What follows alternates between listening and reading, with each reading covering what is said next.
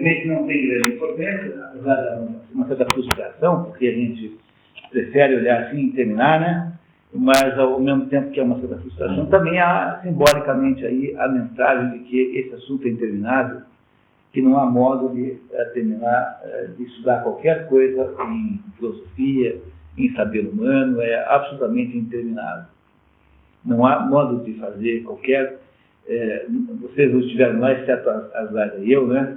Então, no meio lá de uma palestra que eu fiz há 10 dias, semana passada, em Florianópolis, né?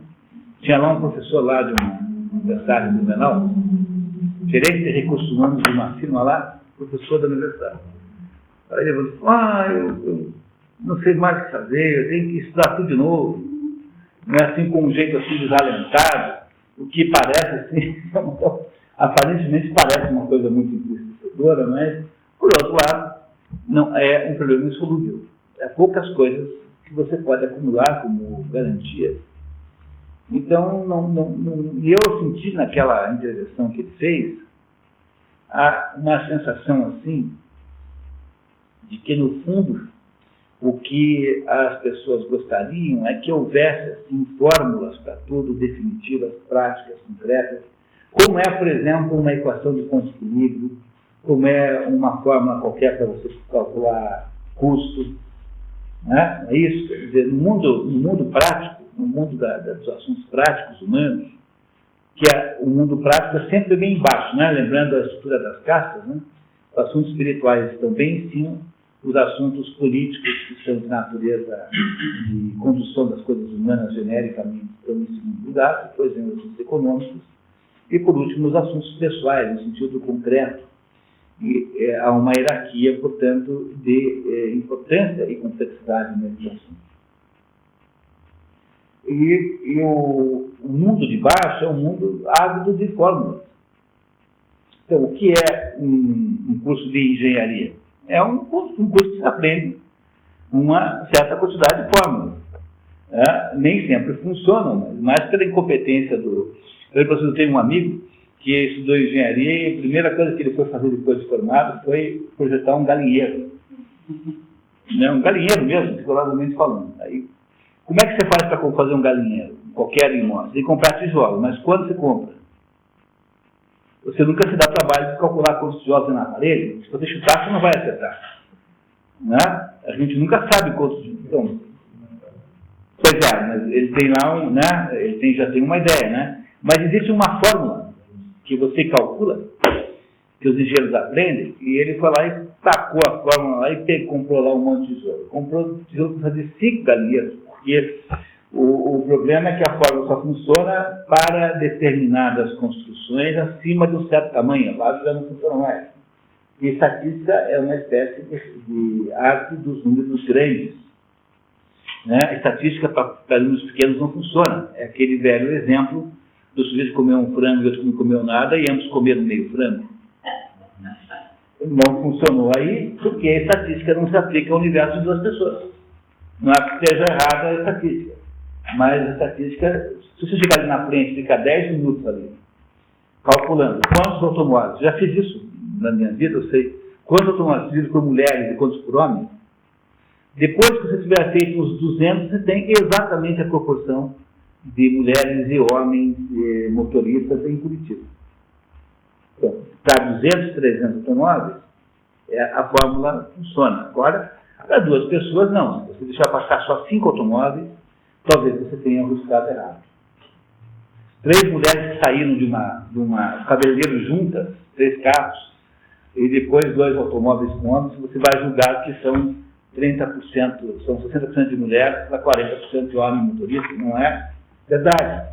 Compreenderam? A estatística só funciona com números grandes, não funciona com números pequenos. Não é para isso que foi feito o método.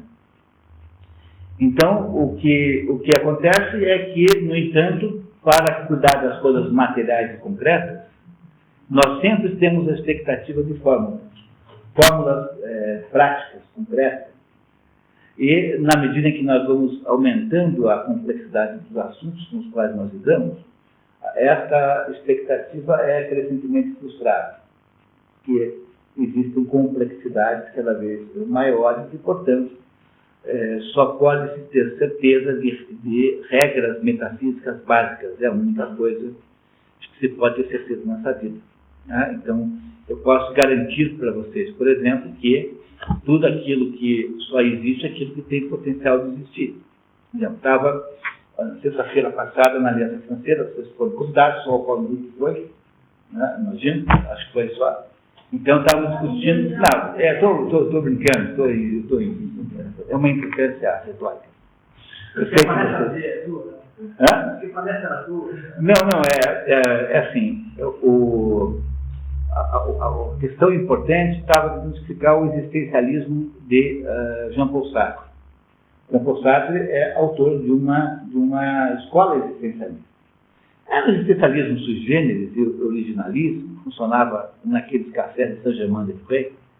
Então, quem conhece Paris sabe que a vida intelectual de Paris acontece num lugar chamado Bairro Latino, né? Que nós chamamos de Quartier Latin, que é onde fica tudo. A Sorbonne fica no Quartier Latin e fica logo lá na margem esquerda do rio Sena, tá? Então, é onde ficam as livrarias, onde ficam aqueles lugares maravilhosos que tem lá, aquelas livrarias de livros antigos inacreditáveis. E tem aqueles cafés maravilhosos, que são cafés de um modo que só tem na França, é caríssimo, mas você pode ficar o dia inteiro sentado tomando uma única xícara de café, ninguém ousa incomodá-lo, né? É um lugar assim de liberdade pessoal muito grande. E aí o Jean-Paul Sartre ficava naqueles cafés com um séquito de admiradores, com um grupo muito grande de impressão que, desculpem, que a Eliane está tentando entrar aqui. Não tem alguém ali na...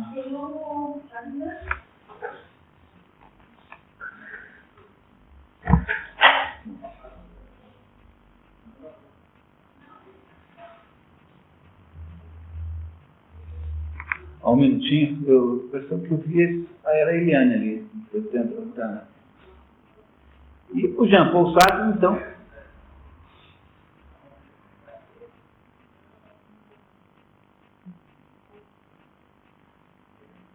aí estava ali o Guardião.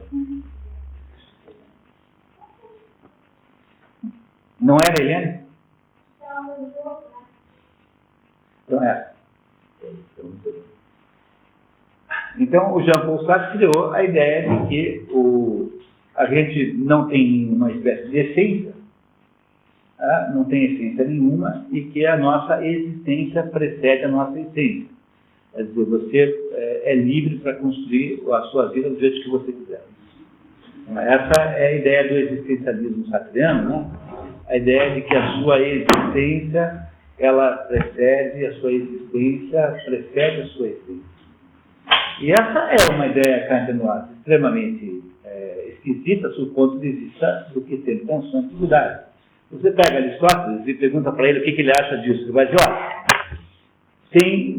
todo ser tem dois componentes. Um componente é a sua potência, outro componente é o ato. Então, um ser para poder existir de fato, ou seja, existir em forma de ato, de existência, precisa ter alguma coisa, ô Rubens, tudo bem? Um ser precisa ter alguma coisa que o antecede, que é a potência do ato. Então não pode existir nada, nenhum ato concreto, nenhuma existência concreta que não seja precedida de uma potência, ou seja, você tem que poder existir para poder existir. Essa é a visão que qualquer pessoa do tempo de Aristóteles tinha do assunto, né? Para que alguma coisa possa existir, ela tem que existir antes em potência. Não pode ser de outro modo. Quando você inverte essas duas coisas, como faz o Jean-Paul Sartre, você está desligando. Então você pega um livrinho do Jean-Paul Sartre chamado O Existencialismo é um Humanismo, que ele é uma palestra que ele deu, que foi transformada em livro, lá por 50, alguma coisa assim. Foi uma palestra com milhares de pessoas. Ele tinha se transformado já numa espécie de filósofo superstar. Ele disse, olha, quando ele começa assim, né? Pois é, sempre se achou que a existência era dependente da essência. Por exemplo, quando um marceneiro vai fazer uma mesa, antes dessa mesa existir na prática, ele pensa na mesa, desenha a mesa, faz um projetinho, nem que seja na sua mente, ele imagina se vai ter 4 pernas, ou vai ter 3, ou vai ter 5, sei lá, qual será o tamanho da tampa. Então, está certo, de fato, aí nesse caso a essência precede a existência.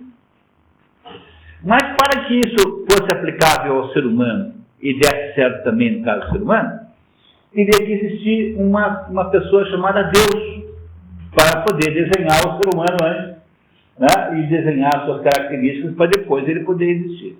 Mas como Deus não existe, então está provado que no caso do ser humano não tem essência nenhuma que preceda a existência e, portanto, nós podemos fazer o que nós quisermos e nos tornarmos o que quisermos.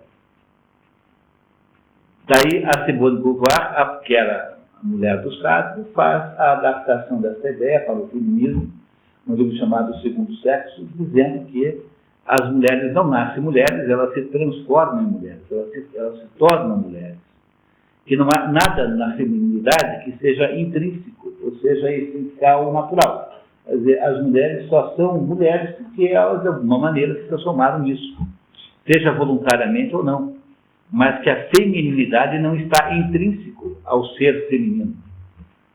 O que é uma coisa um pouco esquisita, né? Sob todo ponto de vista, parece ser um pouco estranho. Esse é o existencialismo sartreano. No fundo, era apenas um truque de marketing, não é uma filosofia. É um truque de marketing que permite que você possa inventar qualquer coisa. E qualquer coisa que você faça é legitimada como sendo um esforço para produzir a sua própria existência. Então, o que o Sartre fez foi isso. Passou os primeiros 15... Depois que ele descobriu isso, né? Ele passou primeiro um tempo como resistente, digamos, à ocupação alemã, porque ele se descobre assim durante a guerra. Depois ele vira totalmente socialista marxista. Depois, quando descobrem que a União Soviética não tinha dado certo, ele vai ser terceiro-mundista, ele vai ser propagandista da Revolução Cubana. Depois ele, quando acha que tem valor isso também, ele volta para ser maoísta, termina a vida vendendo jornais maoístas na rua.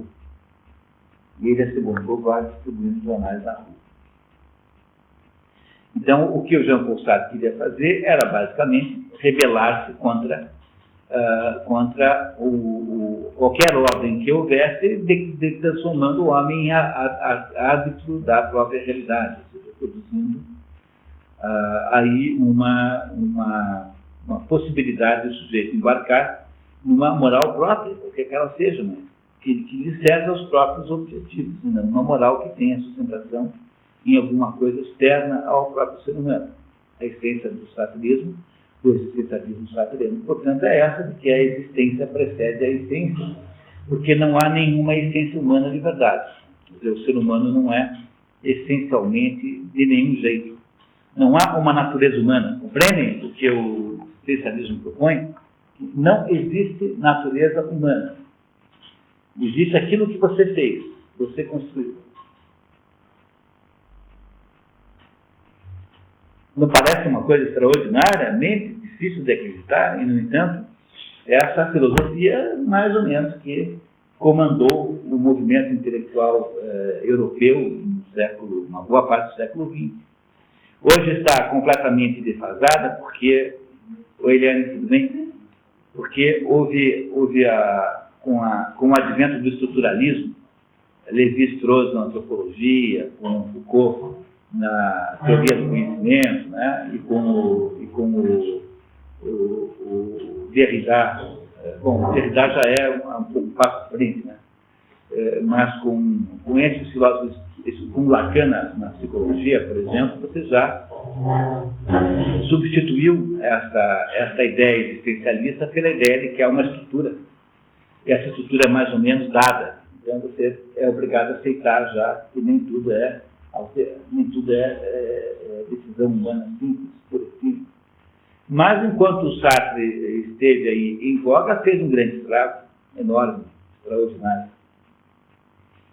que é a essência do existencialismo sapiens.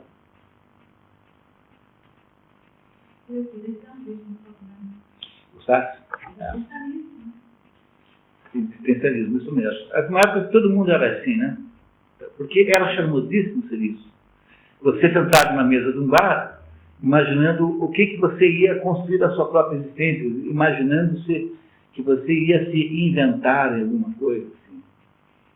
Entendeu? As pessoas, elas confundem a mudança de atitude perante a vida, que é aquilo que todo mundo é capaz de fazer e deve fazer, com mudança do destino. Quer dizer, nós temos um destino de sermos mortais, de vivermos aí, sei lá, até qualquer coisa como 80 anos, 70 e poucos anos. Nós temos um destino de sentirmos fome, frio, de termos problemas, de nos sentirmos mal, de sofrermos uma decadência corpórea. Então, esse é o destino humano. E disso eu não posso mudar nada, porque isso eu posso tomar a aspirina quando me sinto mal, mas eu não posso inventar que eu não tenho dor de cabeça e que eu não fiquei velho e agora a minha vida está mais difícil. O que eu posso fazer? Eu posso tentar fazer algumas plásticas para melhorar um pouco as coisas, mas isso não impedirá que eu continue parecendo cada vez mais velho. O destino humano não pode ser mudado pelo nosso próprio desejo. Um livrinho chamado Convite à Filosofia, o Marco Aurélio Santos, ele escreveu na segunda metade dos anos 50, É curioso que ele fala, está em voga na Europa, o pensamento chamado existencialista do próprio Jean-Paul Sartre, né? E examinando a filosofia dela, essa filosofia nota-se que ela é pífia. E não vai durar muito tempo para ela ser moda, porque ela não tem base metafísica nenhuma. Mas é justamente a anti-metafísica, né? Então é uma coisa que não é perene, não é um modismo, como já existiu no tempo de Alexandria. No entanto, chamosíssimo.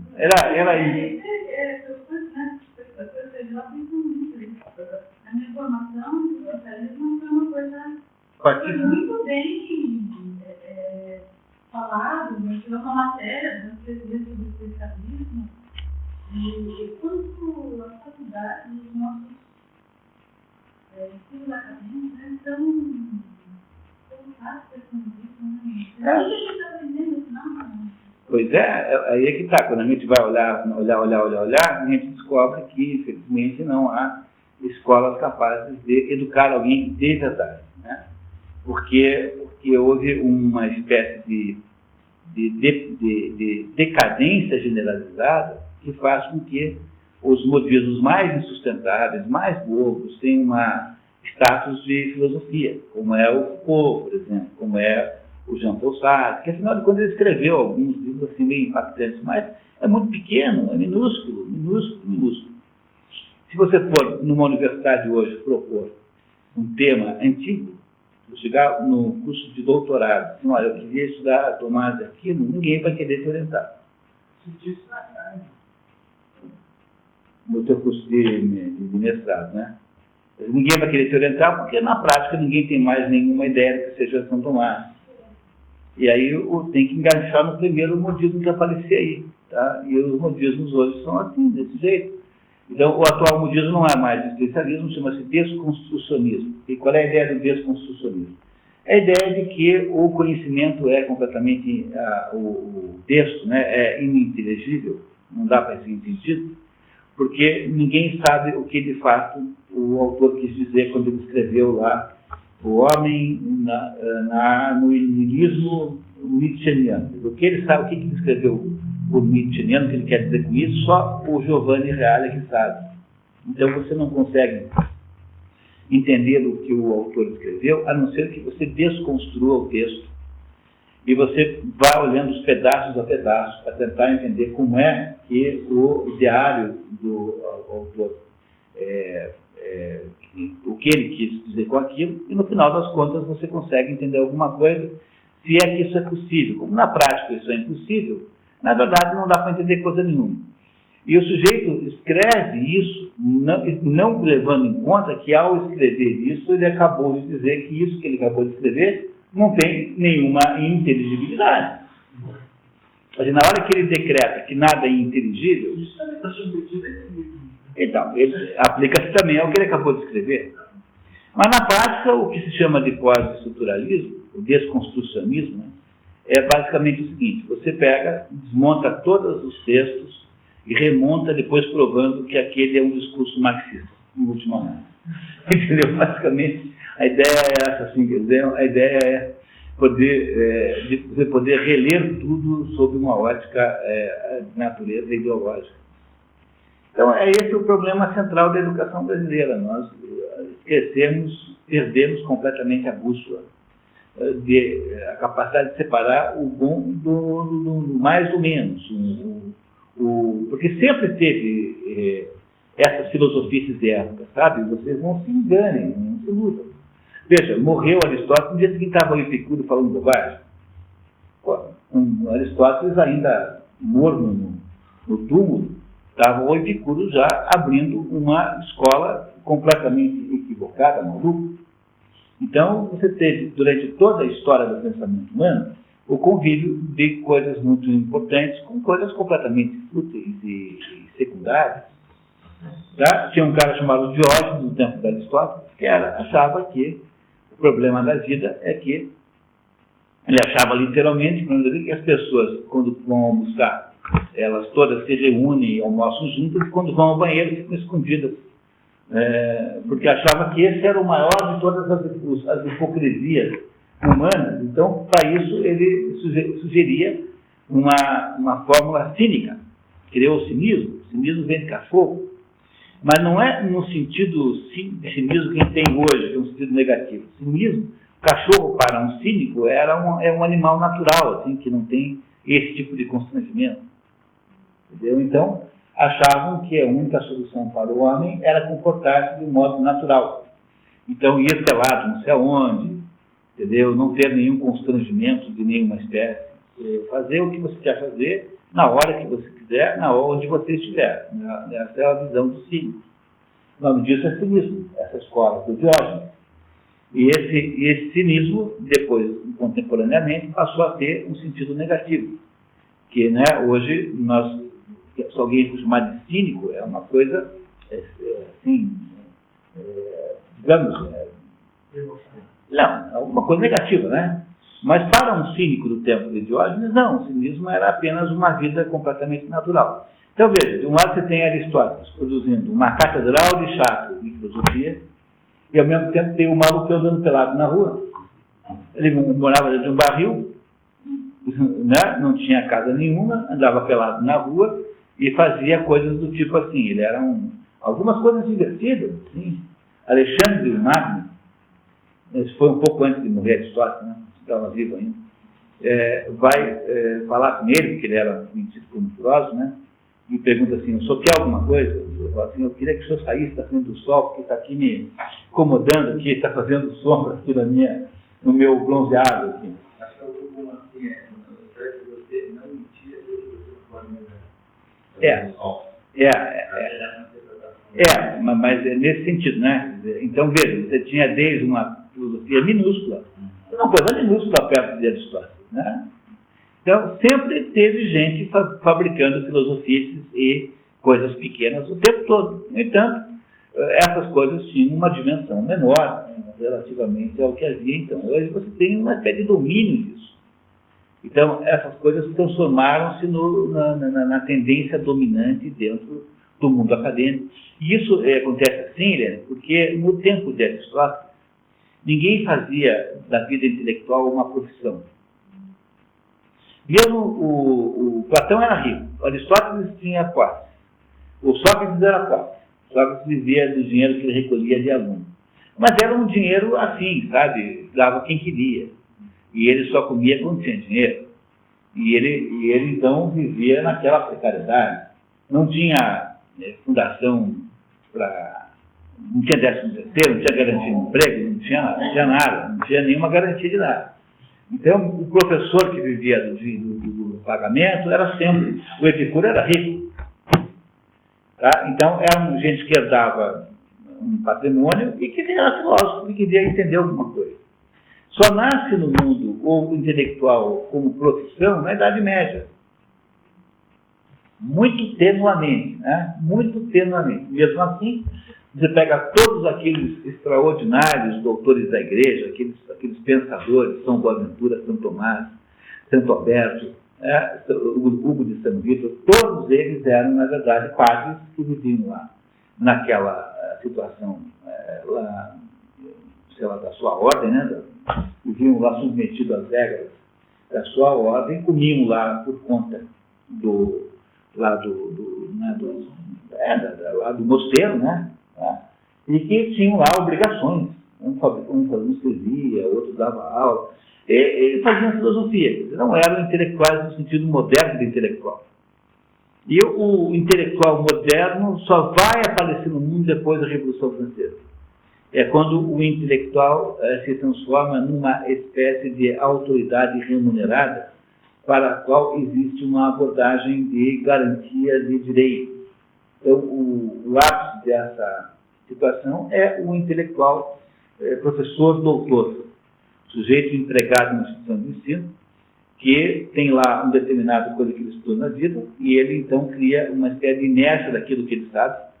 Veja, ele não está mais interessado em descobrir coisas sobre o mundo, e, como eu costumo dizer, né, ele não está mais metendo a cabeça no mundo, mas ele está metendo o mundo na cabeça. Então, ele tem lá um modelinho kantiano qualquer, um modelinho hegeliano qualquer, um modelinho sartreano qualquer, um modelinho, sei lá, marquês de sadiano qualquer, e aí ele pega o mundo e vai interpretando sob o ponto de vista do marquês de Sade. Então, ele vai tentar compreender aí os problemas políticos, econômicos, sociais, tudo a partir de uma visão de, sei lá, de sadismo, masoquismo, não sei como é que faz isso. E se você já é um hegeliano, você vai pegar o mundo e vai dizer, olha, de acordo com o modelo de Hegel, a interpretação é essa. Então, são pessoas que têm lá um conhecimento desse tamanho sobre um certo assunto, conhecimento esse que alçou um nível e um status de autoridade indiscutível, porque ele agora foi sacramentado como sendo doutor, professor de uma universidade qualquer. Então, a partir disso, ele tem o direito de formar discípulos em torno desse assunto. Como o que ele sabe, se é certo ou não, não está em julgamento, porque no fundo tanto faz, então a sua carreira passa a ser apenas de manter-se empregado naquele posto. E para manter-se empregado naquele posto, não tem grande diferença se você está certo ou errado. Tanto faz. A transformação do intelectual num profissional como tal é um dos maiores desastres que aconteceu na história do Ocidente, porque aí você o retirou, você o separou da permeação da verdade. Então agora, estar certo ou estar errado passou a ser secundário ou basicamente desinteressante, sem nenhuma desimportância, e a sua existência depende fundamentalmente de você seguir os cânones acadêmicos, que não são cânones críticos do conteúdo. Ninguém entra no mérito do conteúdo. Ninguém. Também é a mesma coisa. A diferença é que eles lá, nos Estados Unidos também é a mesma coisa. A diferença é que lá você tem, como você tem um nível de cultura muito mais alto, então ainda sobrou coisas boas existindo. Mas veja, você vai para uma universidade qualquer, no assunto literatura, né, no assunto letras, você vai para uma universidade qualquer nos Estados Unidos, as universidades já estão dominadas por um negócio chamado Cultural Study, estudos culturais, que é basicamente o seguinte: quando você lê o Moby Dick, você não está interessado em saber o que é que representa aquela luta entre o capitão Ahab e a baleia, que no fundo é uma alegoria da luta entre o bem e o mal. Você não tem mais interesse nenhum em saber o que é que aquela história revela da existência humana, da condição humana. Você está só interessado em saber o quanto a pesca da baleia é predatória. Compreenderam? Que é um cultural study. É quando os aspectos ecológicos do assunto, pesca da baleia, são mais importantes do que o conteúdo do livro. Então, por exemplo, um dos melhores livros mais importantes dos Estados Unidos, A Cabana do Faisal Mar, que é um livro lá que conta a história de um escravo, né? Então, em vez de você analisar o drama daquela pessoa, que conseguiu conquistar uma autoestima apesar de tudo, você vai discutir a escravidão nos Estados Unidos e as relações de pretos e brancos. Em vez de, então, qualquer livro permite esse tipo de abordagem, porque, no fundo, os livros tratam de coisas humanas, e as coisas humanas são de todos os tipos. Há relações a homens e mulheres, a pobres e ricos, a urbanos e rurais, a desenvolvidos e desenvolvidos. Então, do mesmo modo que, em vez de entender dentro do coração das trevas o que aquilo representa como experiência de iniciática ao contrário, que faz o fruto, você fica debatendo o colonialismo. Ou seja, por que a Bélgica fazia lá aqueles horrores do Commonwealth?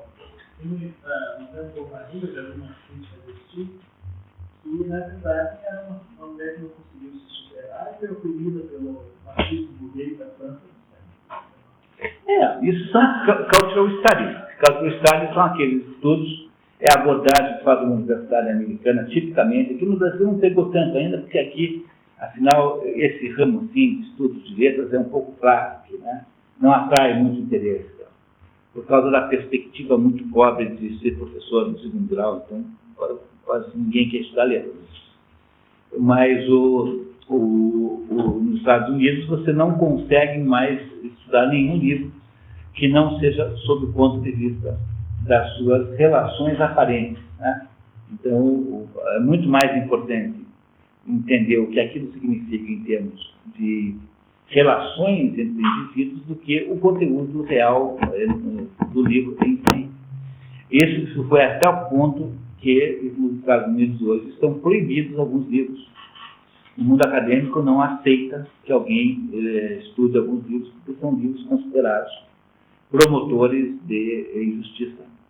Qualquer livro que lide com assuntos em que as mulheres são muito perseguidas, ou melhor, não é perseguida não, porque perseguidas eles tocam, mas é assim, um livro em que tem uma mulher submissa, enfim, que é uma dona de casa, dos filhos, é um terror, porque é mais ou menos uma propaganda de machista para que as mulheres continuem sendo assim. Então, há uma enorme censura. Quem quiser entender isso, tem um livrinho do Robert Hughes chamado A Cultura da Reclamação. Chama Robert Hughes, Hughes. Encontra-se por aí, não é tão difícil de achar. A Era da Reclamação, se não me engano, meu Deus. Enquanto o Mortimer acha que você deve ler o Moby Dick para entender o confronto permanente humano entre o bem e o mal, as universidades americanas, a Universidade de Chicago, onde ele foi o professor, deve dizer que o Moby Dick é apenas um exemplo da brutalidade antiambiental humana, que serve, portanto, para demonstrar como os seres humanos são predatórios. Entendendo? Do ponto de vista, o problema todo é que, quando você analisa uma grande obra, sobretudo se é uma obra de natureza digamos, natureza literária, nunca esquecer isso, tá? E isso dizem para vocês todos os grandes críticos que até agora já existiram. No século XIX houve 3 grandes críticos de arte mais literário do que outras coisas. Foi o Saint-Beuve, francês, nascido bem no início do século XIX. Depois vem o John Ruskin, que é um inglês, que é maior que crítico literário, um crítico de arte em geral. E o terceiro, que é o Matthew Arnold, que é o maior deles. Esses 3 grandes críticos ajudavam a entender os aspectos civilizatórios existenciais da obra. No século XX, você tem 2 grandes críticos. Tem o Otto Maria Carpo, que viveu aqui, e tem o Northrop Frye, que é outro grande crítico canadense. São os 2 maiores críticos literários do século XX, do mundo. E esses grandes críticos ajudam a entender o conteúdo daquilo que você está estudando. E são profundamente antipatizados pelas tendências modernas universitárias, que são tendências, portanto, políticas. Então, isso significa, em outras palavras, que você não há nenhuma garantia que você consiga encontrar nas universidades alguém que saiba alguma coisa. Apesar de que isso não pode ser radicalizado, sempre tem alguém lá que deu certo, né? pelo seu talento pessoal, pela sua dimensão pessoal.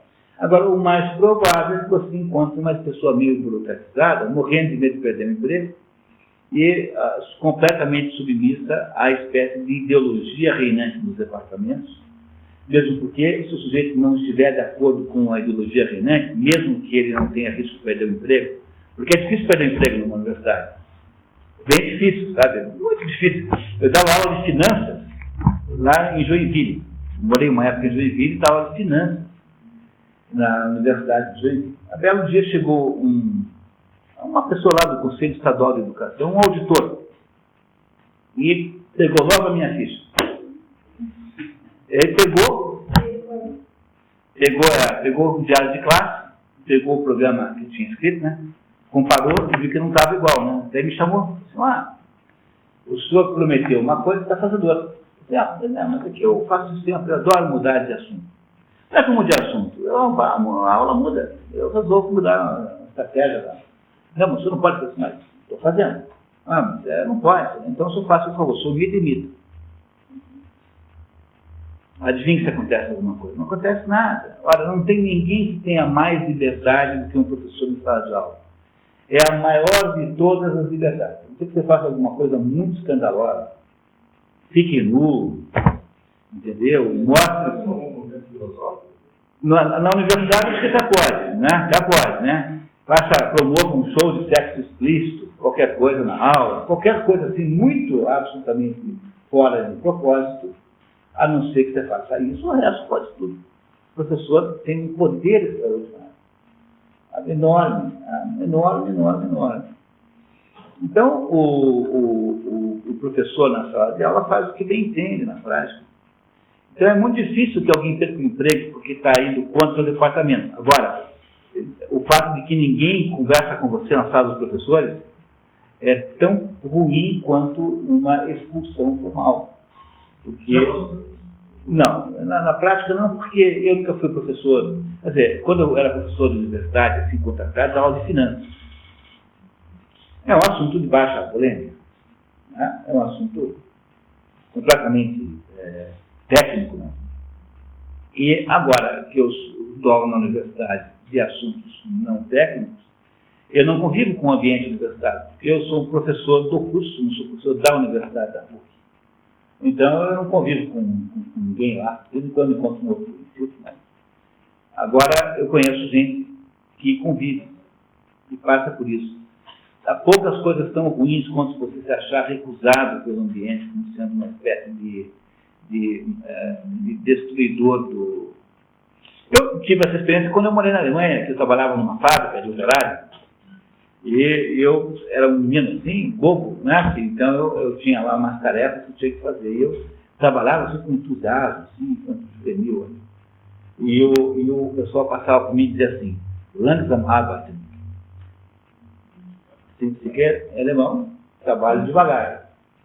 Mas não é porque eles estivessem preocupados que eu fosse me machucar, é porque ninguém podia, você sabe que eles eram o único estrangeiro na fábrica. Era uma fábrica que fabricava equipamentos para a indústria de queijaria, chamada Altmann, que estava em Rot am Inn, uma cidadezinha assim na periferia de Munique.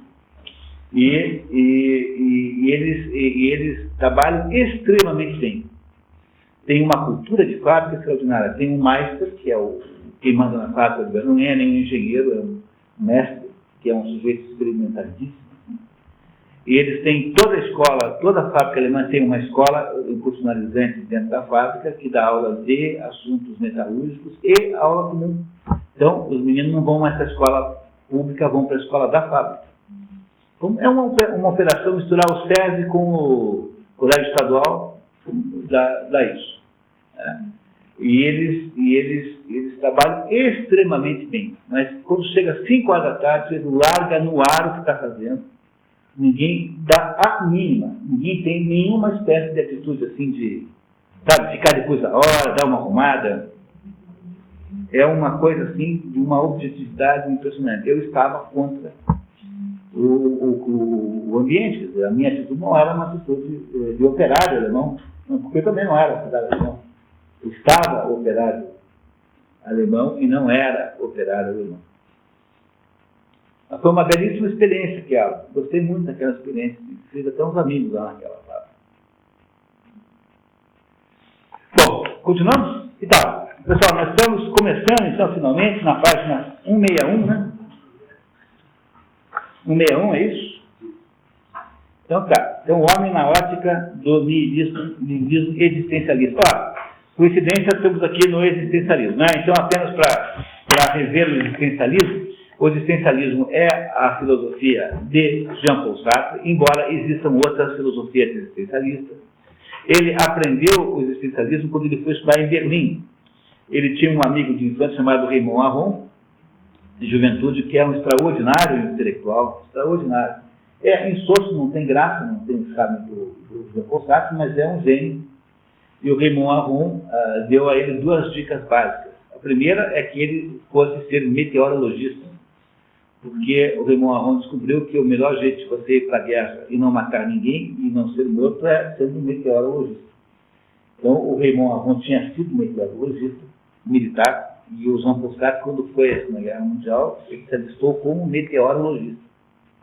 Então, a primeira dica central do Raymond Aron, e a segunda foi que ele, Jean-Paul Sartre, deveria ir para Berlim, que havia lá na Alemanha, né?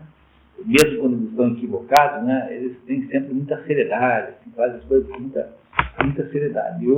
E havia lá um instituto de estudos lá em Berlim, onde o Raymond Aron tinha uma bolsa, e ele indicou lá o Sartre para essa bolsa também. Ele acabou de ir para Berlim, ficou 2 anos lá, e nessa estada em Berlim ele aprendeu Husserl com H, né? Husserl, né, como se diz em alemão, e Heidegger, que é uma espécie de discípulo de Husserl, muito deformado. Né? E depois, eu morei na Alemanha, numa cidade onde o Heidegger morava. Fui lá na casa dele até, já tinha morrido. Mas fui lá visitar o escritório dele lá. Peguei um bondinho daqueles e foi muito divertido. E o Heidegger foi muito prejudicado pela imagem nazista, simpatizante do nazismo, que é verdade, de certo modo. Mas tanto o Husserl quanto o Heidegger têm existencialismos diferentes do Jean-Paul Sartre. E confundir o Husserl, que é um gênio, com o Sartre, já é uma falta aí já de compostura filosófica. Isso aí já é demais. Então, o Jean-Paul Sartre, na verdade, desenvolveu as ideias que tem com base nesses 2 filósofos, que são 2 filósofos alemães. A ideia do existencialismo sartreano é que a existência precede a essência. Ou seja, que não há nenhuma natureza humana, é aquilo que você é aquilo que você deliberadamente provou. Os existencialistas mais entusiasmados dizem que o existencialismo é a doutrina da liberdade pessoal. E, no fundo, você pode fazer aquilo que você quiser. Você, obviamente, terá limitações, né? Isso eles admitem. Mas, no fundo, você não tem nenhuma espécie de natureza. Você está livre para poder produzir a sua própria natureza. Porque é uma ideia profundamente antitética com relação ao que pensou todo mundo antigo, e é, no fundo, uma absurdidade total.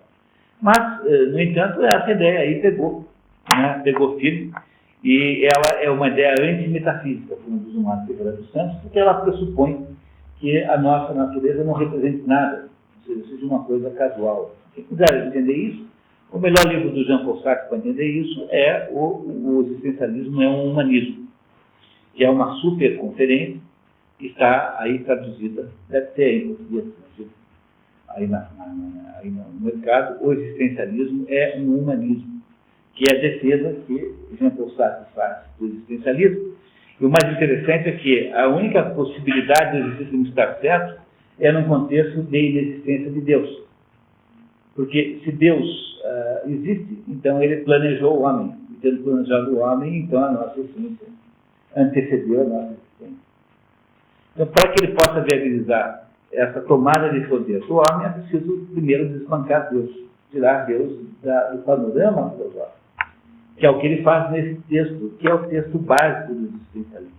Quem quiser um dia entender isso completamente, leia esse livro, vale a pena. Vocês entenderem como funciona a cabeça do Jean-Paul Sartre. Bom, então, começamos? Você quer começar, por favor? o homem nosso do niilismo existencialista. Anteriormente, tratava de saber se a vida devia ter um sentido para ser vivida. Agora parece o contrário, que ela será mais bem vivida se não tiver nenhum sentido. Assim, ao educarmos, novo caminho dá de volta.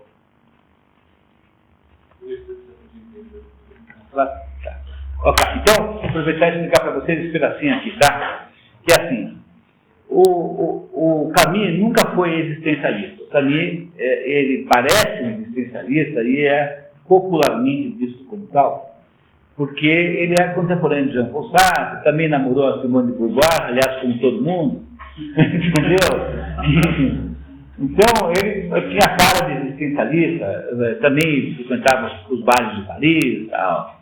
Então, todo mundo acha que ele é existencialista, mas não é existencialista. O Sartre é existencialista.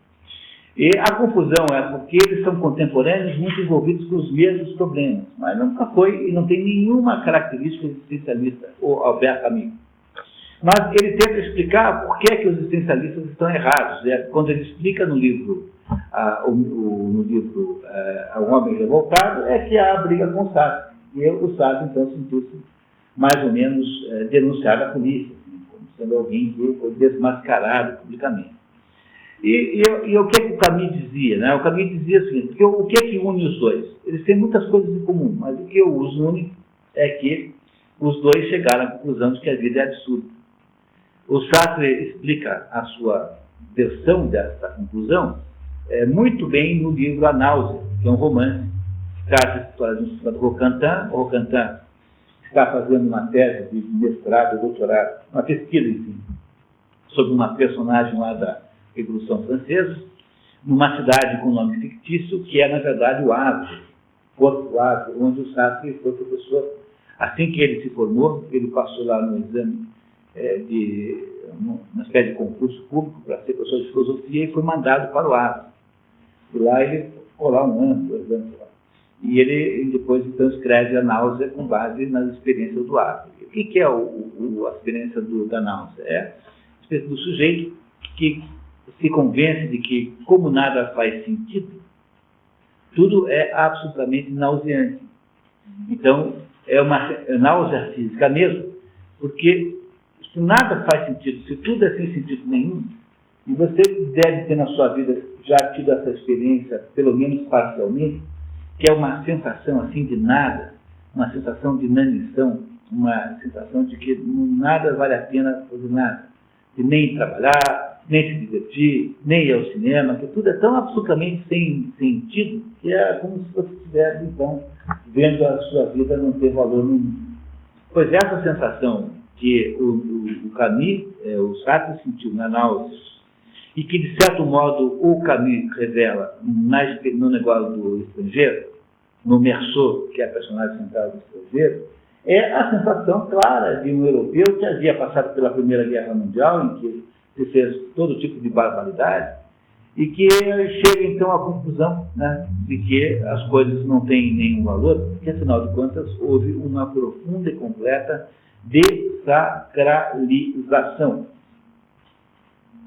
Então, como eu tenho feito, né, eu tenho recomendado como antídoto para quem assistiu inadvertidamente o filme Quem Somos Nós, seja a primeira ou segunda versão, lá tem um segundo, que vá na vida no locador e pegue um livrinho, uma sessão infantil chamado O Pequeno Milagre, que é a história do Simon Birch, que é o sujeito mais desgraçado que pode imaginar, que é um menino todo torto, completamente inviável, mas é horrível a situação do menino. Ele é anão, surdo, meio cego, o pai e a mãe detestam, não querem nem saber dele, some de casa, ninguém liga. Quando ele volta para casa, todo mundo olha assim, pô, mas já voltou? Sim, aquela coisa. E esse menino, no entanto, apesar de toda essa desgraça que a sua vida existia, ele achava que o sofrimento que ele vivia tinha algum sentido. Embora ele não soubesse que sentido era esse. Ele não sabia. Mas ele achava que tinha que esperar até o momento em que o sentido seria revelado. Então, o que é o Simon Birch? Simon Birch é o exemplo do sujeito que a vida, de alguma maneira, tratou muito mal, e que, no entanto, de algum modo, aceita essa situação como tendo algum sentido que ele é incapaz de ver, porque ele não está entendendo as coisas do nível mais em cima. É isso, tá? Quando você não faz isso, quando você se restringe às coisas tais como elas são, independentes de qualquer conotação superior, as coisas são nauseantes mesmo. Tudo é nauseante. Você vira uma espécie de tubo digestivo falante. Nada faz sentido. Quer dizer, a vida é para você acordar, gastar dinheiro, mesmo que você tenha muito dinheiro. Deve ser uma situação pior que você possa viver. Você passa a vida, já comprou a Ferrari moderna, já foi para todos os cruzeiros que você queria ir. Entendeu? De repente, uma pessoa que gasta assim desse jeito dinheiro, deve sentir uma sensação assim de que, bom, peraí, mas qual é o sentido que tem tudo isso, afinal de contas? Qual o sentido que tem? Quando você perde o sentido, a vida torna-se, obviamente, uma experiência nauseante. É isso que aconteceu no mundo ocidental no início do século XX, pela dessacralização da existência humana, pela desconsideração da possibilidade de haver alguma coisa governando as outras, perdeu-se completamente o sentido. Essa sensação, tanto o Camus quanto o Sartre chamam de absurdo. Então, tudo começa com essa percepção de que há uma absurdidade envolvendo tudo. Há uma falta de sentido. Você passa aqui 60 anos lutando, morre e acabou. Pensa bem, tudo que você construiu, o seu patrimônio, o seu automóvel, sua casa, tudo isso, nada disso você levará para o túmulo. E pressupondo que você vai morrer mesmo, qual é o sentido de você passar a vida inteira trabalhando 10 horas sob um chefe que você não suporta, um sujeito chato, atrasado, entendeu? Que fica te apurrinhando a existência. Se você levar bem a sério, tudo é completamente absurdo. Mas isso, se pegasse um homem medieval do século XX, ele ia para o mundo e falou, pô, você chegar até aqui para isso? Então aí há uma carta do Camus para um amigo, comentando o livro A Náusea, porque o Camus é 6, 7 anos mais novo que o Sartre. Então, o Sartre estava assim, enquanto o Camus estava entrando no mestrado, o Sartre estava escrevendo A Náusea. Sabe? Então, tem uma diferença de idade que faz com que o Camus seja, assim, né, um observador do Sartre. E ele diz assim, olha, eu li A Náusea e eu achei o seguinte, concordo com a sensação do Rocantin, de que tudo é absurdo, mas o problema é que parece que para o Jean-Paul Sartre isso é uma espécie de fim de linha, fim de papo, enquanto eu acho que a absurdidade da vida é, na verdade, o início de alguma coisa. E aí o Camus escreve um livro chamado A Mito de Sísifo, que é um livro muito bom para ler também, que ele tenta explicar o que fazer. Já que a vida é absurda, você tem, na verdade, 4 possibilidades. A primeira possibilidade é o suicídio. Pô, isso é um absurdo completamente. Quer dizer, qual é o sentido que tem de continuar? O suicídio aí passa a ter uma espécie de justificativa filosófica. Tanto é que o livro, o Mito de Sísifo, começa assim. O único problema filosófico realmente relevante é o suicídio.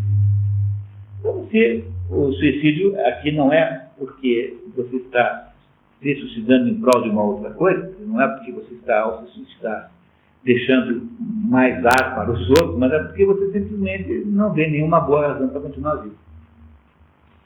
A segunda opção é você criar para você uma vida tão absurda quanto o mundo. E o que é uma vida tão absurda quanto o mundo? Uma vida enlouquecida. Ele dá como exemplo o Dom Juan. Ter como meta existencial você ter transado com 5 mil mulheres até os 60 anos. Não, é uma proposta absurda. Ou então, você criar a ideia de que você tem que ganhar, de vez em quando tem um amigo outro que faz isso, né? Então tem lá um clube do charuto lá que eu frequento, sempre tem um pessoal assim, que tem essas pretensões a magnata. Né? Não, eu, antes dos 50 anos, tenho que ter 2 milhões de dólares.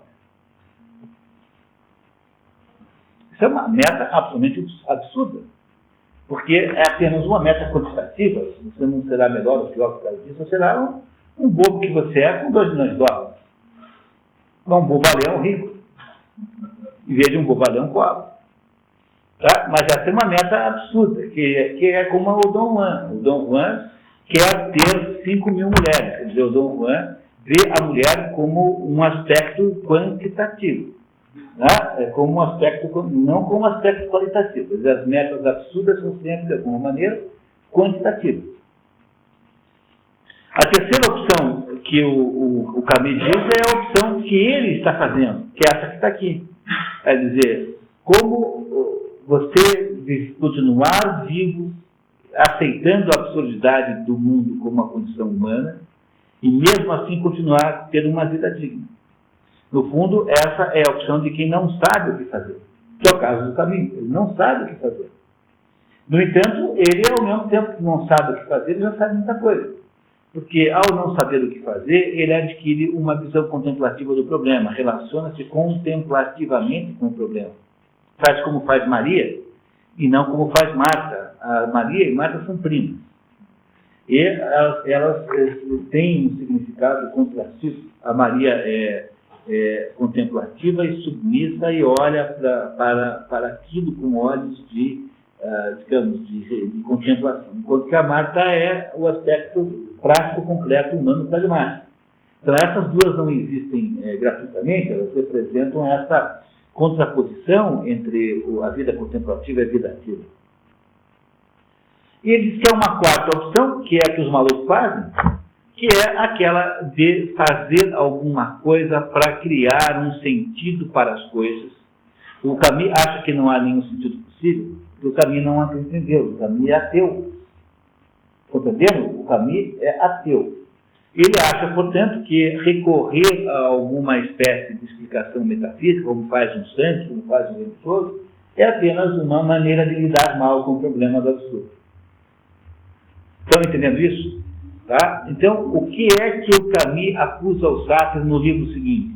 Que não é esse livro, o mesmo Sísifo, mas é o seguinte, que é o Homem Revoltado. Ele diz que tanto faz você tentar buscar a explicação divina, como faz o Simon Birch, quanto você inventar um Partido Comunista Francês para cuidar do problema. O Partido Comunista Francês só está fazendo o quê? Substituindo o mal Deus. E que a rebelião metafísica que ele acusa ao Sartre é a rebelião justamente do homem contra o transcendente para colocar no lugar alguma transcendência humana, que é você jogar para lá Deus e botar no lugar o Georges Marchais, que era o chefe lá do PC francês.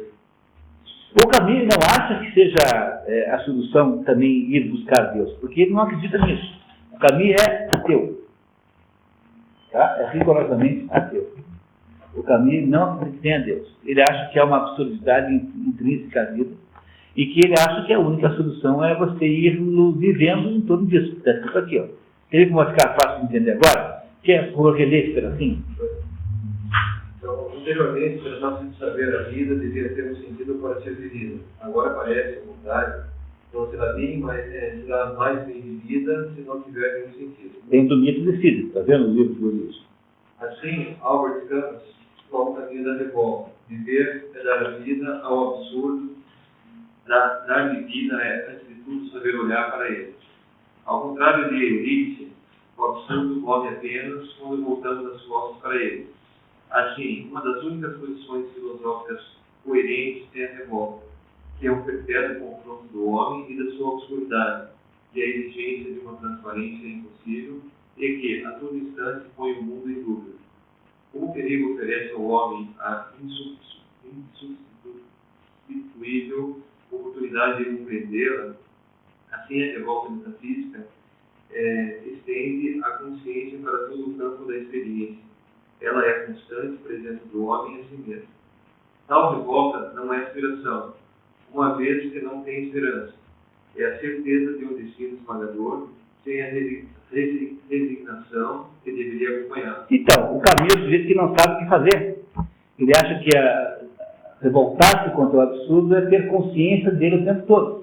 Então, ele é um sujeito acusado pela turma dos Sartre de ser estático, deliberadamente reacionário, que não está assinando documentos para apoiar o PC, porque o Sartre acha que quem tem a solução para o mundo é o PC francês, que está tentando implantar no mundo o modelo soviético. Então, enquanto o Sartre quer colocar no lugar de Deus o Comitê Central de Planejamento Econômico da União Soviética, o Camus está dizendo o seguinte, que nada disso é possível. O Camus não tem a solução, ele não sabe o que fazer, mas ele é capaz de psicoanalisar a turma do Sartre, o existencialismo, como sendo um pessoal que está, no fundo, apenas tentando substituir uma ilusão pela outra.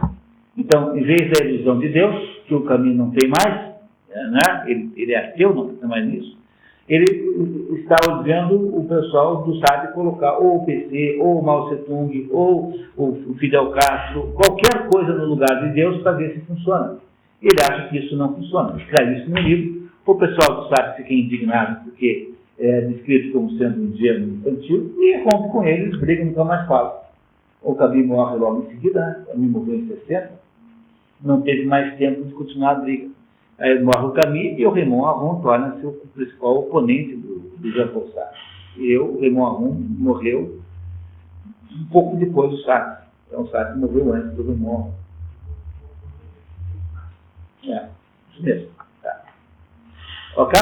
Continuamos? Tá. Uma vida nacional, obviamente, pressuporia uma escala de valores.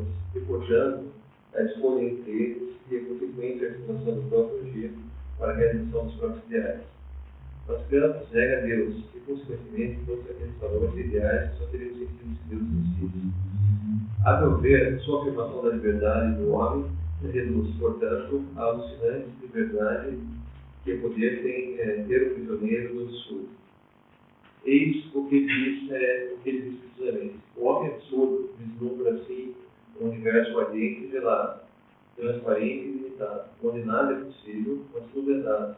Depois dele, há o abismo e o nada. Ele pode então decidir aceitar a vida num universo como esse e tirar dele a própria força.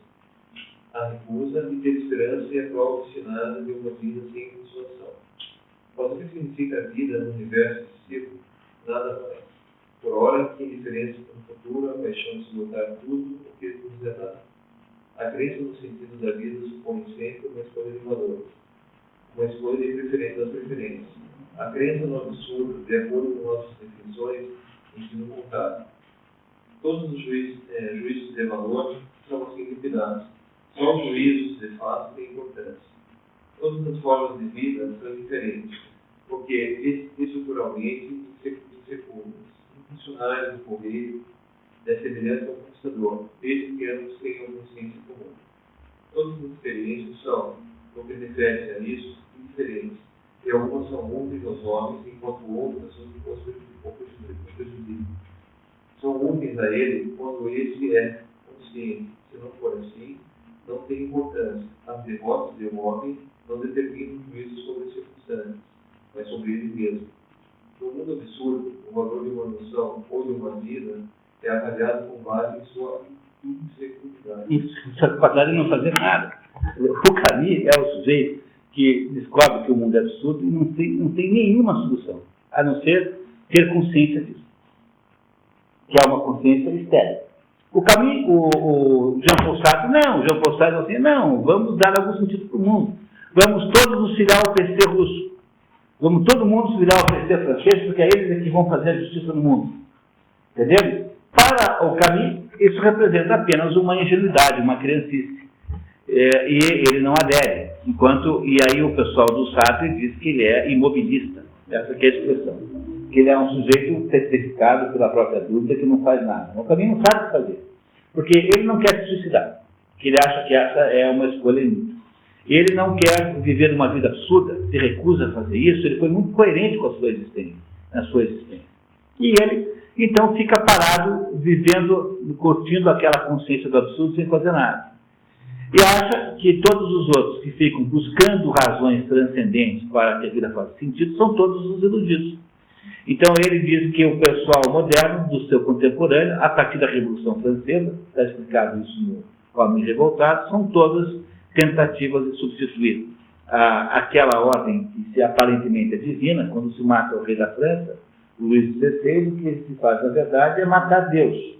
Matar a ordem divina, simbolicamente. Então, o Luís XVI, coitado, Não tinha a menor razão de ser morto, já tinha concordado com tudo, já estava absolutamente de acordo. Se eu quisesse que ele ficasse só chefe do diretório acadêmico, ele topava. Que ele fosse morar numa casinha de cachorro, ele concordaria e tal. E mataram-no simbolicamente. Aí vocês matam o Luís XVI, quem é que você põe no lugar? O Robespierre e o Saint-Just.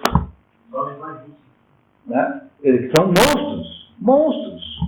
Então, monstros, quem quiser entender isso, veja lá o filme que tem aí nas locadoras, chama-se Danton e a Revolução. Um filme de um diretor polonês que explica com muita precisão histórica como foi aquele episódio da morte de Danton. Danton era companheiro de Robespierre, amigo próximo. Assim.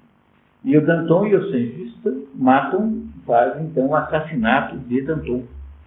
O processo como isso era feito está explicitado nesse filme com a maior competência, um filme de um diretor polonês extraordinário. Extraordinário esse filme. Danton e a Revolução.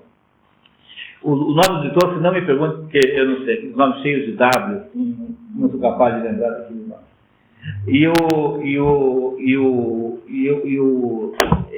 Então, na pauta da regra divina, você tem que botar a regra de alguém, humana, Robespierre. Então, o que faz o Camus é tentar explicar todos os últimos 200 anos como uma espécie de revolta metafísica. Não que ele tenha a solução melhor, entenderam? Porque o Camus não está em contraposição ao Jean Paul Sartre, como sendo defensor da ordem antiga. Não é nada disso. O Camus acha que, ao se ter substituído a ordem antiga por uma ordem humana, a ordem divina pela ordem humana, você fez no mundo o advento do crime, que não é mais o crime da paixão. Então, ele começa o livro, o Homem Revoltado, contando a história do Hitler.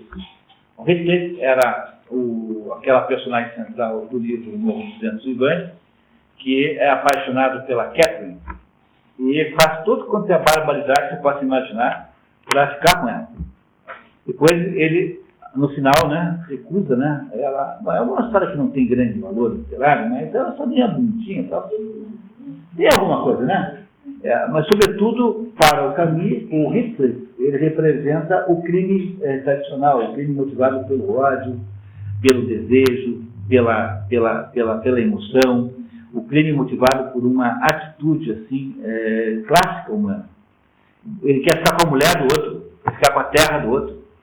E diz que a substituição da justiça divina pela justiça humana faz com que, pela primeira vez, alguém possa ser morto não por uma razão de emoção, não por uma paixão humana, mas por uma decisão fria de uma ideologia. Então, o Robespierre mandou matar o Danton, não porque ele tivesse feito algum crime, mas porque ele estava atrapalhando a Revolução, ou seja, ele era dispensado num contexto maior da Revolução. A ideia é que o Estado pode matar impunemente alguém que esteja atrapalhando de alguma maneira. Ou seja, pela primeira vez alguém faz uma justificativa de Estado para a manutenção do Estado matar alguém que nem mesmo criminoso era. Claro que o Danton era um criminoso também, mas não ao seu ponto de vista do Danton, do Robespierre, porque um era também era. O Danton não era sob Chirac, era cuidado, tá? Ele era um sujeito com muita culpa no cartório. Ali não tem ninguém bom, todos os monstros. Mas compreenderam que o que acontece, é isso que o Camus está dizendo. Então, para o Camus, o mundo é comparável àquela situação do mito de Sísifo, que não é como Prometeu, que eu andei confundido sexta-feira, não percebi que eu estava trocando os dois. Não, o mito de Sísifo é aquele mito do sujeito que empurra uma pedra morro acima, e quando chega lá em cima a pedra cai, e ele tem que fazer a mesma coisa no dia seguinte, o resto da vida. Eu misturei os dois, vocês não me avisaram, deviam ter me avisado que estava trocando. Né? E aí, então, o Sísifo é aquele sujeito que faz um trabalho inútil. A vida para o Camus é esse trabalho inútil, porque, afinal de contas, a absurdidade é justamente isso. Nada faz sentido em última análise. Só que a diferença é que o Camus não quer resolver esse assunto como quer resolver o Jean Paul Sartre. E ele, então, denuncia a revolta metafísica como sendo uma das más soluções do problema. Para um problema que a solução, de fato, não tem. Na visão do Camus. Ok, continuamos. Ok. Só uma Foi. dúvida. Aqui nós temos o nome de rodapé, né? Vocês dividem, né? Certo? Você faz uma referência. Como que eu escrevo assim? Que é para você olhar a página 82, 83 desse mesmo livro, Tem da 163, tá? Que tem algum assunto correlato por aí. que da 163, por exemplo, na citação 6, eu fui lá na página 99, assim, eu não encontrei 5, né? Não, eu acho Não, peraí, desculpe, ele está se referindo ao livro anterior, tá? Não a esse livro aqui. Está se referindo ao último livro citado, que é o Mito do Físico. Tá? Então, vendo no item, na página 161, na item 3. Então, na página 161, item 3, ele cita aí a edição do Mito do Físico que ele está usando aqui. Então, esses ibidem aqui são todos referentes a esse livro. Tá? Tá? Muito bem. Muito bem, ok, obrigado. Ok. Vamos lá? Físico. Emblema dessa vida do absurdo, né? Volta para ela, para mim, é físico. Condenado por Deus a carregar os infernos, uma rocha para alto, uma montanha, sem que esse trabalho jamais termine. Porque ao chegar ao topo, a rocha cai de suas mãos e volta a cair no lado. Isso para sempre. Ora, nota para mim, não existe condição mais terrível do trabalho inútil e sem esperança. Então, é o que acontece quando você fica dizendo para as mulheres que elas são umas estúpidas, são umas cretinas e que não têm nenhum valor o que elas fazem e que, portanto, elas jogam a vida fora. Deve ser uma coisa horrível para uma mulher que teve 5 filhos, passou a vida se dedicando a eles, chegar no final da vida e um professor de sociologia chamá-la de estúpida em público, né? Que é o que se faz hoje em dia, porque há uma enorme importância sob o ponto de vista existencial, uma pessoa que se dedica a outra. Mas a nossa tendência moderna, contemporânea, transformar tudo em dinheiro, por que as pessoas pensam que o trabalho voluntário não tem importância? Porque ele não é um trabalho econômico, ele não é representante, ele não é remunerado. Aí então aparece a Hazel Anderson, né, como grande arauta da modernidade, e diz assim, não, o grande problema da contabilidade nacional é que ninguém está considerando o trabalho doméstico. Aquilo que ela fala de love economy. Love economy. Eu ouvi aqui a Evelyn falar isso aqui numa conferência na FIEP, quando, logo no início, naquele primeiro encontro que teve lá, o nome daquele traço... Não, Icons, não, primeiro Icons. Icons. Então, a Hazel Henderson, que é superstar no pensamento Nova Era, né? Aqui em Curitiba, numa conferência no encontro Icons, que aconteceu aí há uns 3 anos, acho, não me lembro bem, decretou o seguinte, que entre os problemas que tinham que ser resolvidos é o fato de que a contabilidade nacional, o PIB, não atribui ao trabalho doméstico nenhum valor, embora esse trabalho seja feito. E aí, então, todo mundo acha essa ideia uma ideia genial, mas se você for pensar um pouquinho sobre ela, você chega às seguintes conclusões. Primeiro, que achar que todo esforço humano é um esforço monetarizado, é você achar que tudo é profissional nessa vida, e acontece que isso não é verdade, porque há muitas coisas que você faz, não por valor profissional, mas porque você pretende que aquilo seja importante para a sua vida. É isso? Porque se eu vou por esse critério, eu também tenho que estabelecer um preço, um custo para as relações sexuais que a mulher tem com o marido, o que levaria a uma espécie de situação incrivelmente exótica de ter que ver uma tomada de preço no mercado para saber quanto é que você atribui de preço médio naquele ano. Vocês imaginaram que coisa mais ridícula que seria uma coisa como essa? Né? Quer dizer, quando a mulher dorme com o marido, isso não é um ato econômico. Quando uma dona de casa cuida dos seus filhos, isso não é um ato econômico. Quando uma pessoa cuida de uma outra pessoa doente, isso não é um ato econômico, a não ser que seja uma enfermeira. Bom, é uma enfermeira que está fazendo isso, então aí você contabiliza. É isso? Quando você contrata uma cozinheira na sua casa, que cozinha para você, então tem lá a minha empregada. A empregada ganha lá R$500. Pronto. Então, esses R$500 aumentam o PIB brasileiro em R$500. Compreenderam? Agora, quando a sua mulher cozinha e cuida da sua roupa, dos seus filhos, isso não é um ato econômico, porque na vida nem tudo é ato econômico. No entanto, como nós não suportamos a ideia de que alguma coisa não possa ser transcrita em valores econômicos, Então, nós ficamos achando que promover a mulher é inventar um salário teórico na contabilidade nacional para botar lá o trabalho da dona de casa. Mas o que isso resolveria? Ninguém trabalharia menos por causa disso. Número 2. Se todos os países fizerem a mesma coisa, O Brasil vai continuar vamos continuar com o mesmo PIB, porque aumentou provavelmente a meio equivalente isso, né? E terceiro, é uma incompreensão profunda do valor do trabalho da mulher. Então, é uma maneira apenas de você jogar a mulher numa espécie de subemprego, porque você vai chegar à conclusão que equivale ao trabalho de uma empregada. Vê se tem cabimento eu imaginar que o trabalho que a minha mãe faz, por exemplo, vale 600, 700 reais por mês. Pô, mas é uma absurdidade total, uma coisa praticamente ofensiva. No entanto, como nós não conseguimos mais distinguir a existência de atos econômicos de atos não econômicos, porque reduzimos tudo a dinheiro, então nós ficamos com essa conversa aí de tentar fazer aquilo que é considerado mais moderno no mundo, é uma tentativa de contabilizar o incontabilizável, que é o Law of Economy. Que Law of Economy é essa? Como é que você contabiliza o valor? Que valor tem a dedicação de um filho pela mãe, pelo pai, doente, ou o contrário?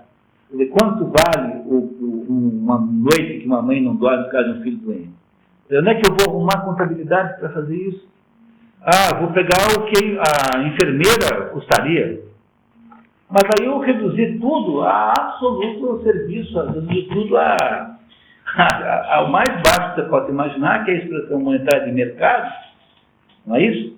E acabei completamente com a possibilidade de olhar para o sentido. Compreenderam? Então, se você desconhece a possibilidade de haver sentido não econômico nas coisas, você está cada vez mais no mundo da quantidade, cada vez mais no mundo do dinheiro, portanto, cada vez mais prisioneiro de um mundo do qual não há saída. Porque não há sentido mesmo, a não ser a náusea. Né? O Rocantin olhava para a mesa e sentia náuseas, olhava para a comida e sentia náuseas, olhava para a parede e sentia náuseas, tudo lhe enojava, lhe tornava nauseante, porque você viver numa situação que nada que não tem sentido nenhum, é uma coisa medonha mesmo, horrível. Eu imagino mesmo que seja, de todas as sensações humanas, a mais deprimente, a pior de todas. Viver num mundo onde nada faz sentido. Continuamos. No momento que uma dúvida esse início trabalhador dos cargos não é porém do trabalho, em que o condenado continua a levar a morte que jamais poderá colocar em cima da montanha.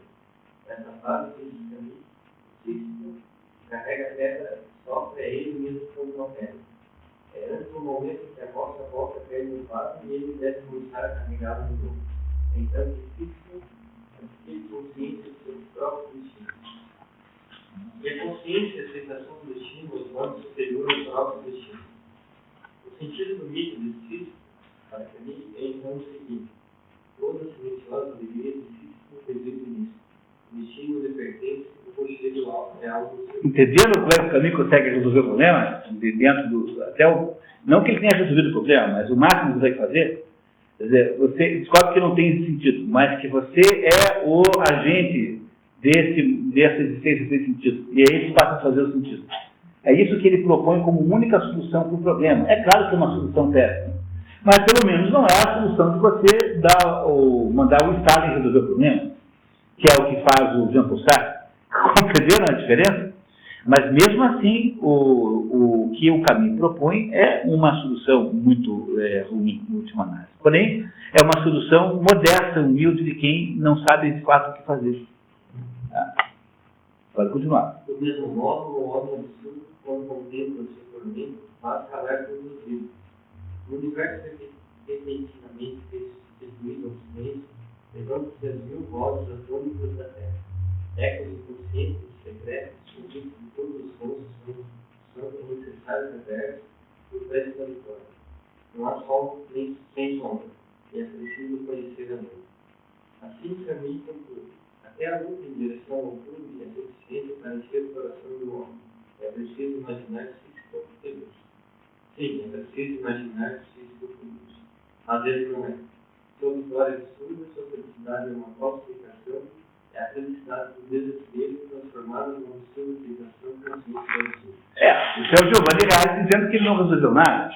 Porque o caminho só tem quatro, vocês entenderam as 4 opções?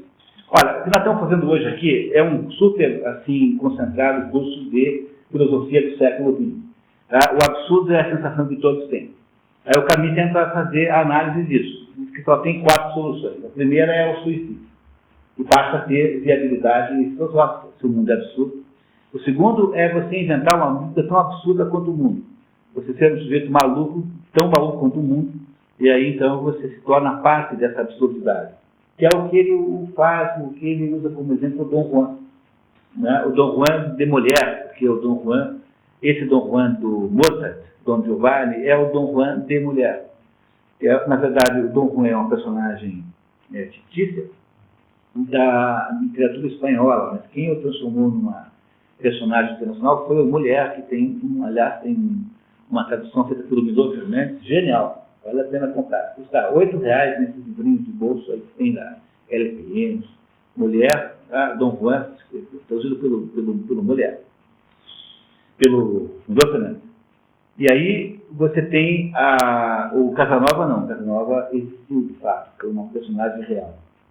Aí a terceira opção é a opção do Sartre, que é ficar tentando inventar alguma maneira de dar sentido ao mundo, buscando alguma espécie de ídolo, alguma coisa transcendente que ele acha que não tem, porque ele é ateu. Mas ele não está acusando o Sartre de ter feito isso apenas. Está acusando o Sartre, depois no outro livro, no Homens Revoltados, de ter tentado fazer isso como substituição à fórmula antiga, que era muito melhor. Quer dizer, era melhor você deixar a coisa com Deus do que tentar colocar o Stalin no lugar de Deus. Então, o que ele acusa o Sartre é de ter feito, usado a terceira opção, mal. E, por último, a opção que ele aqui diz que tem que ser feita, que é apenas tornar-se feliz de ser assim. Buscar a felicidade na compreensão, na consciência da inutilidade de tudo. Diz o Giovanni Reale, isso também não resolve nada, e, portanto, é tão inútil quanto as outras formas. Está claro isso, pessoal? Essa é essencialmente a ideia que está aqui nessa conversa de existencialismo aqui, sartreano e na própria ideia do camusiano, né? Na própria filosofia camusiana. Paramos um pouquinho para tomar um café? 8h30? Voltamos em alguns 4 minutos? Então, vamos lá. Muito.